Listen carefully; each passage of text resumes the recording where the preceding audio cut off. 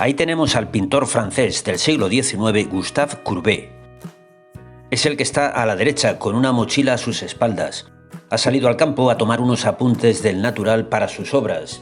Courbet fue uno de los más destacados pintores de la corriente del realismo social. En el camino se ha encontrado con dos personas y se ha parado a saludarles. Se trata de una situación bastante habitual en la vida real. Si la persona o personas con la que nos hemos encontrado es alguien conocido, nos saludaremos mutuamente y quizás pasaremos un rato conversando acerca de las cosas que compartimos, dándonos novedades. En cambio, si la persona con la que nos encontramos en nuestro camino es algún desconocido, seguramente nos preguntará ¿quién eres?, ¿de dónde vienes? ¿Y a dónde vas? Son esas precisamente las tres preguntas clave que todo hombre cuando se encuentra de viaje debe recordar si quiere llegar a su destino. ¿Quién soy? ¿De dónde vengo? ¿Y a dónde voy? Y esas son también precisamente las tres preguntas que los filósofos de todos los tiempos han intentado responder acerca del hombre y del sentido de la vida. ¿Quiénes somos? ¿De dónde venimos? ¿Y a dónde vamos? Estas tres cuestiones se refieren al origen del mundo, al origen del hombre y a qué pasa más allá de la muerte. Este cuadro es del pintor francés Paul Gauguin. Se trata de una escena que nos puede parecer bastante curiosa y poco usual. Paul Gauguin fue un artista del siglo XIX que abandonó París, la ciudad donde vivía, para instalarse en unas islas situadas en pleno Océano Índico. Allí pasó unos cuantos años dedicándose a pintar cuadros en los que los protagonistas son los habitantes de aquellas lejanas tierras. Precisamente esta obra lleva por título ¿Quiénes somos? ¿De dónde venimos? ¿A dónde vamos? Esta obra es del escultor español Fernando Sinaga. Se titula La muerte del cuerpo y la desaparición del alma. Se trata de dos piezas iguales situadas una al lado de la otra. En cada una de ellas aparecen las mismas incisiones y la huella de lo que parece ser la zarpa de algún animal. La de la izquierda es de cera y la de la derecha aparentemente es de arcilla o barro cocido. Esta obra, claro que tiene que ver con alguna reflexión filosófica sobre la vida y la muerte. Seguramente hace alusión a la teoría de Aristóteles sobre la materia y la forma en los seres animados, los seres que tienen alma.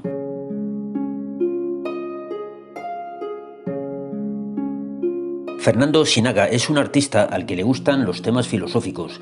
Esta obra también es suya. Lleva por título Filosofía de la naturaleza, la teoría de Oken. Esta que ves aquí se titula La curva de Gauss. Esta otra es una instalación formada por 60 piezas rectangulares hechas en estaño y plomo, colgadas de la pared, además de 4 hexagramas de los que aparecen en el libro de los cambios, conocido como I Ching, tallados en madera. Este libro, I Ching, fue escrito 1200 años antes de Cristo y contiene supuestas enseñanzas sobre cómo adivinar el futuro. También se incluyen en esta instalación 2 urnas funerarias de bronce. Podemos suponer que contienen las cenizas de algún muerto. El título de esta instalación es Oráculos de Juan Caramuel. Juan Caramuel fue un importante filósofo y matemático español del siglo XVII. Escribió un tratado sobre cálculo de probabilidades aplicado a distintos juegos y al problema de la división de las apuestas. Describió y utilizó un sistema de numeración que no seguía el sistema decimal de base 10, sino un sistema binario, el sistema en el que se basa la programación informática, y estableció los principios matemáticos generales para los números en base n, en los que luego se basarían los cálculos logarítmicos. Claro que todo esto tiene que ver con las reflexiones sobre la vida y la muerte que todo hombre, desde que el mundo es mundo, se plantea alguna vez. Tiene que ver con esas tres preguntas sobre el sentido de la vida de las que hemos hablado antes. En esta pieza de Fernando Sinaga podemos leer Aplastad al infame. Esta obra se titula Las bodas de Christian Rosenkreuz. Siempre se ha dicho que el arte nos ayuda a hacernos preguntas. Puede ocurrir que uno vaya por la vida un poco arrastrado por los acontecimientos, de manera que acabamos actuando por inercia, casi sin pensar. Pero en ese modo de vida poco racional, de vez en cuando algún acontecimiento nos hace descarrilar y nos obliga a reflexionar y a hacernos preguntas. Las obras de arte tienen ese poder de hacernos pensar, sí, pero rara vez nos ofrecen respuestas. Para conseguir respuestas están la filosofía, el estudio y la inteligencia. O deberían estar, lo digo porque da la impresión de que las filosofías del siglo XX cada vez nos ofrecen menos respuestas. Más bien nos ofrecen incertidumbre y confusión. Esta pieza es del artista contemporáneo chino Sakharin Crueon. Parece la maqueta de un palacio fabricada en madera. En realidad, este tipo de casitas de madera con múltiples ventanas eran una especie de jaulas para ratas que se utilizaban en la antigua China. Se sobreentiende que las ratas eran consideradas como posibles mascotas. Parece ser que algunos nobles chinos las utilizaban para divertirse en un juego de apuestas. Ganaba el que acertaba por qué agujero aparecería la rata. Se ve que a los chinos les gusta bastante lo de apostar y probar suerte. Lo de adivinar el futuro y el tema de los oráculos es algo que en la antigüedad estaba muy presente en la vida de la gente. Cada época y cada cultura han tenido su propia visión del mundo para responder a las tres preguntas que todo hombre se plantea en su vida. La religión y la filosofía han ofrecido diversas respuestas a lo largo de los siglos. También cada persona tiene sin duda una visión del mundo que él mismo se ha ido formando a lo largo de su vida a partir de las experiencias personales que ha disfrutado o ha sufrido y de las reflexiones que se ha hecho a sí mismo. Sin duda, el arte puede enriquecer nuestra visión del mundo. La contemplación de las obras de arte seguramente afecta de alguna manera a las personas. ¿En qué sentido nos pueden ayudar a formar nuestra visión del mundo? Creo que se podrían dar dos casos bien distintos.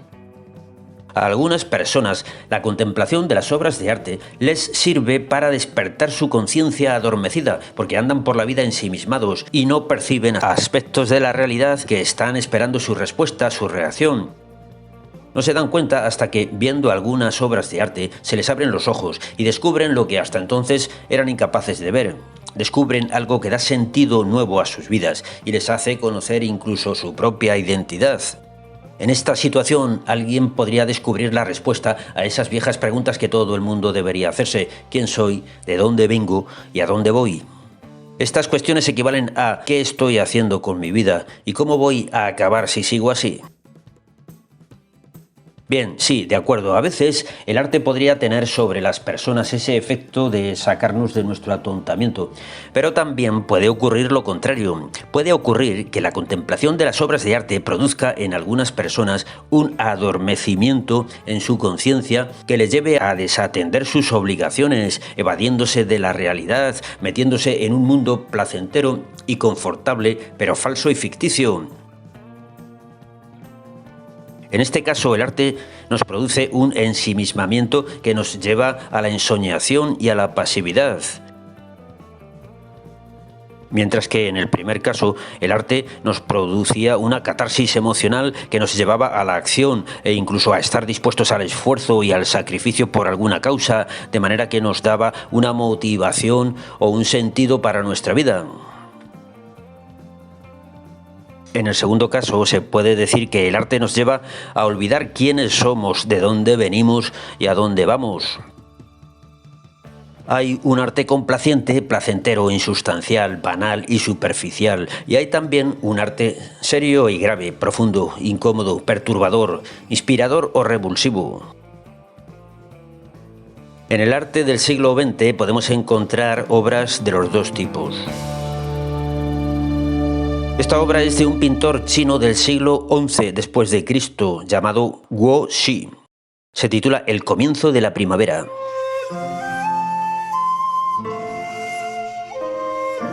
Tiene 2 metros de altura, nada menos, y representa un paisaje majestuoso con una montaña imponente levantándose entre bosques y arroyos hasta alcanzar las nubes. Una ligera y tenue neblina cubre los caminos y las edificaciones dispersos por la ladera.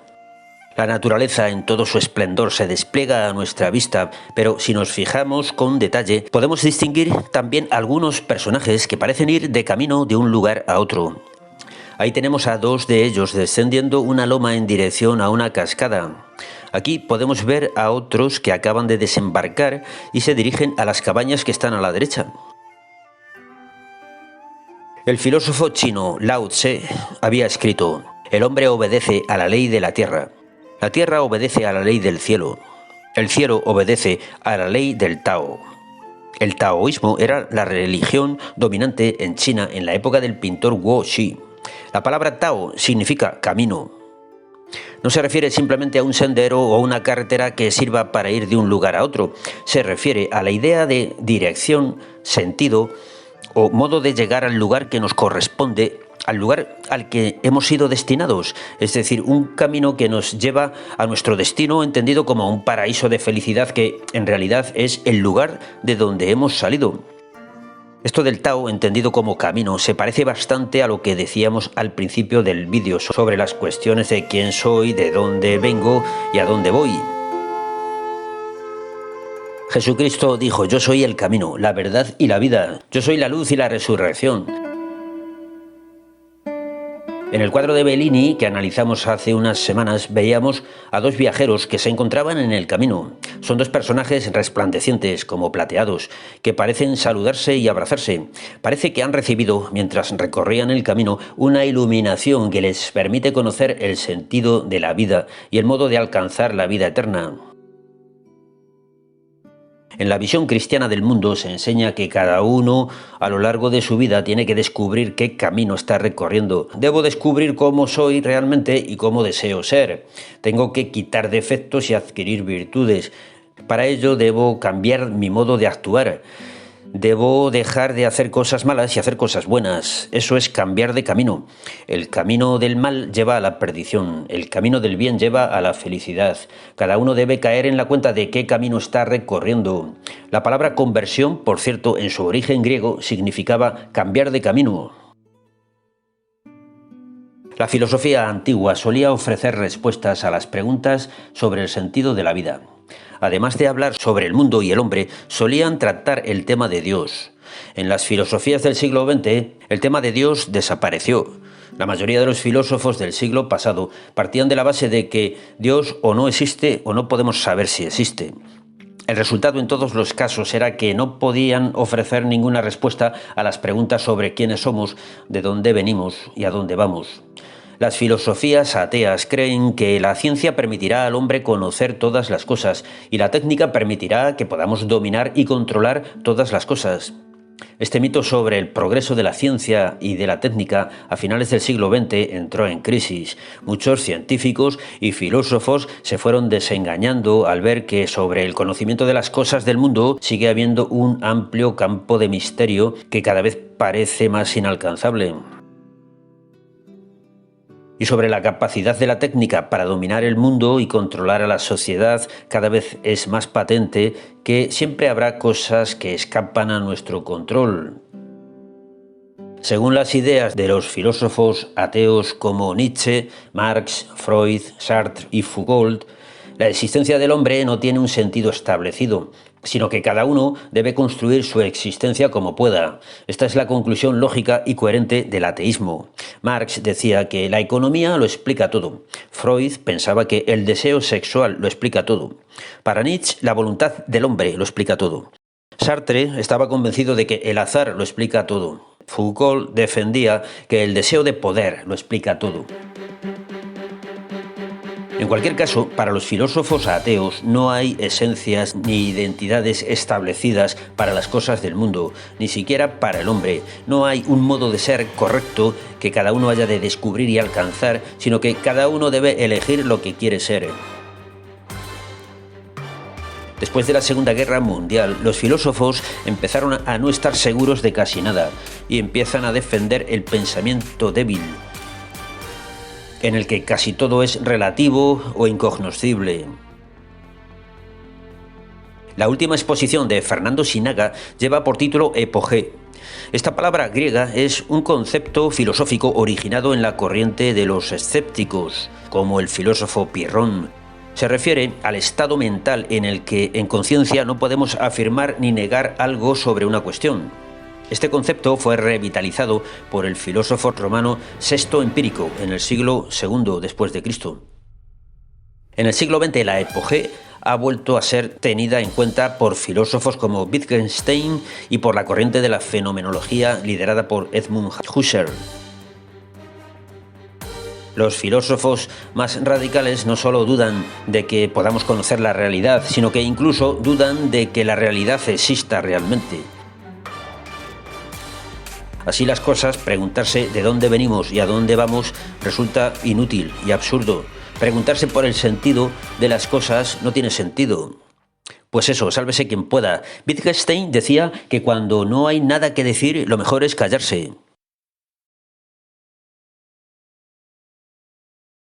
Sí, efectivamente, leerse un tratado de filosofía de 5 tomos con el esfuerzo intelectual que eso supone para llegar a la conclusión de que no podemos saber nada acerca del mundo y acerca de las cuestiones que verdaderamente nos importan es un poco decepcionante.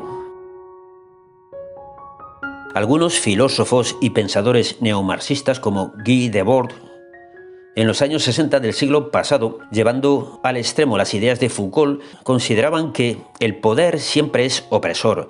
Decían que el poder organizado siempre responde al dominio de unos sobre otros. Todo régimen moral sirve a la opresión de unos pocos sobre el resto de la sociedad. Los que defienden la actual cultura woke son gente que está de acuerdo con esta situación descrita por Guy Debord y deciden actuar. Deciden que lo que hay que hacer es tomar el poder y poner las nuevas reglas morales para defender a los colectivos oprimidos, las mujeres, los pueblos indígenas, las personas de sexualidad alternativa y las personas de color. Estos intelectuales se han cansado de las ideologías del pensamiento débil. Dicen, viva el pensamiento fuerte, viva la revolución. No me extrañaría nada que alguien haga un manifiesto woke un día de estos. Revolución significa que en cuanto tomen el poder van a rodar cabezas y va a correr la sangre. No me extrañaría nada que en aquellos países donde gobiernen empiecen a hacer campos de reeducación para la gente que no esté de acuerdo. Que si el arte es un lenguaje, maquillaje o camuflaje, o es un simple bricolaje, es disfraz o tatuaje. En fin, vamos a terminar. Volveremos el próximo domingo.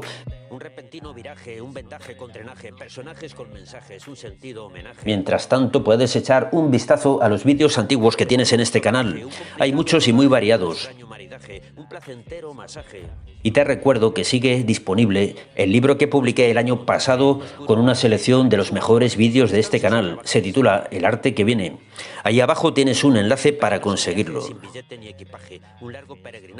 Y nada más por hoy, amigos. No te olvides de poner un me gusta y escribir algún comentario o sugerencia o petición especial para los próximos vídeos de algún tema que te interese. Y suscribirte, por supuesto. Y si ya estás suscrito, a lo mejor te puedes plantear apoyar este canal en mi página de Patreon desde $1 al mes. Hasta el próximo vídeo. Adiós. Vanguardismo, increíble virtuosismo, atrevido manierismo o simple academicismo, no da lo mismo. Delicado interiorismo, calculado simbolismo, idealizado realismo o frío minimalismo, no da lo mismo.